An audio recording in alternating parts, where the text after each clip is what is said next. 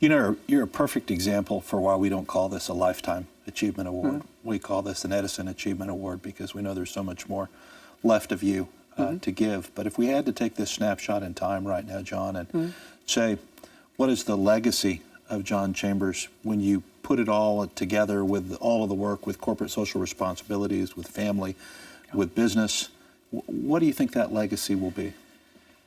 I've always very successfully dodged that question because, as I alluded to earlier, I do not believe in graduations and I don't believe in ever looking back. And so it's something, and I said, I don't mean that others don't, but for me, I've never attended a graduation and I don't spend a lot of time looking back other than learning. So I'd rather define it perhaps in a different way. I think if I've done my job right, we've created a great company which will become even greater. We've had a chance to change the world, and I think many people, whether we won most of the corporate social responsibility awards there are to win, whether it's in China or the Middle East or in America or any other country. And we've shown that giving back is not just the right thing to do for those most successful and an obligation to give back.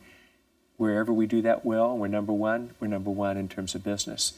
So I think our mark upon the world will be the power of the internet, having to dream what's possible and then achieve it, the ability to transform technology into changing people's lives, but also to have a culture that reinvents itself, which we must do in the future. It's not a given that we exist in a meaningful way in 10 years. Our competitors from 15 to 20 years ago, none of them exist because they didn't change.